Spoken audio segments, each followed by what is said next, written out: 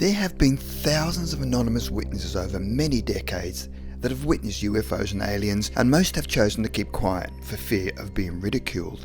But what if people with high social standings claim that UFOs and aliens not only exist, but some are living amongst us?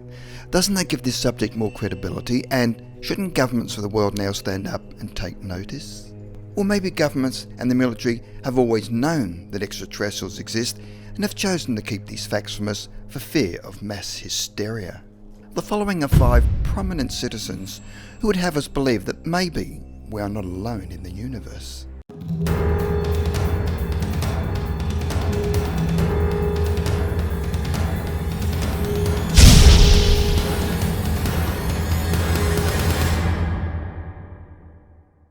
Number 5. Edgar Mitchell, NASA astronaut.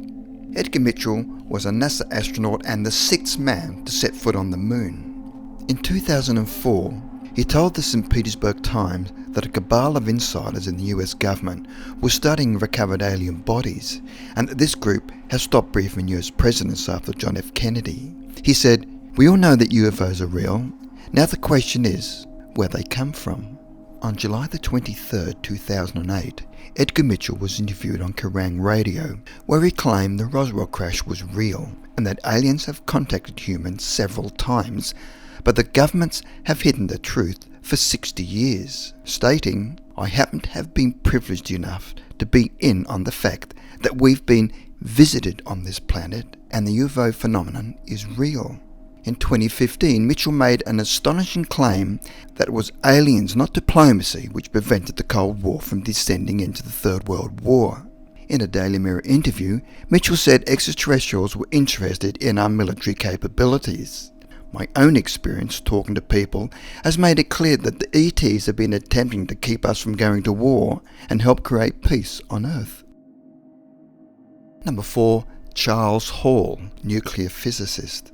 Charles Hall, a nuclear physicist and ex-military American weather specialist, claims that the United States military has been in contact with an alien species for years. He says the aliens would dress as humans and had even visited Las Vegas. In 1964, when he was a weather observer at Nellis Air Force Base in Nevada, he witnessed interactions between the military and a group of tall, white, human-like extraterrestrials. And when you encounter them, it's such a shock you're not sure if you're looking at a ghost or an angel. Mr. Hall said he had contact with 3 types of aliens: the tall whites, about 2.5 meters tall, greys with yellow-orange skin, and what were called the Norwegians, with 24 teeth, who look like humans and speak English and dress like humans.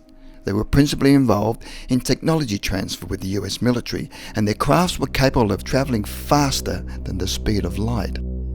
Number 3. Stanton Friedman, nuclear physicist. In 1968, Friedman told a committee of the US House of Representatives that the evidence suggests that Earth is being visited by intelligently controlled extraterrestrial vehicles. He also stated that he believed that UFO sightings were consistent with magneto-hydrodynamic propulsion, which is a method for propelling vessels using only electric and magnetic fields with no moving parts. Friedman has a long history with military and government contractors and the field of ufology. Friedman has hypothesized that UFOs may originate from relatively nearby sun-like stars, and a piece of evidence that he often cites is the 1964 star map drawn by alien abductee Betty Hill during hypnosis, where Marjorie Fish, an astronomer, constructed a 3-dimensional map of the nearby sun-like stars, such as Zeta Reticuli, about 39 light-years distant. Friedman claims that we have enough proof without a shadow of a doubt that Earth has been and is being visited by aliens. Number 2.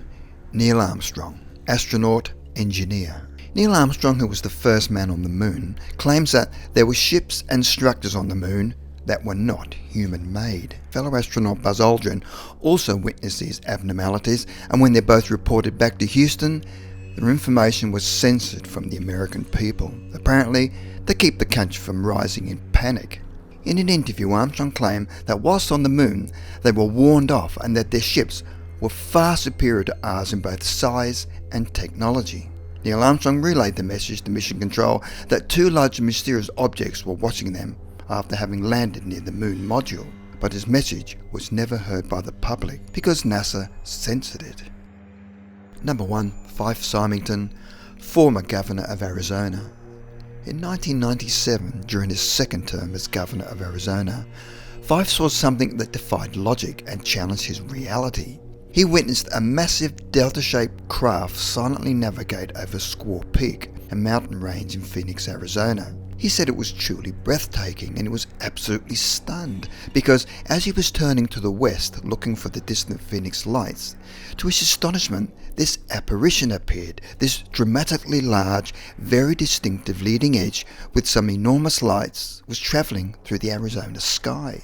As a pilot and a former Air Force officer, he said that this craft did not resemble any man-made object he'd ever seen. The authorities claimed that it was high-altitude flares, but this was certainly not flares because flares do not fly in formation.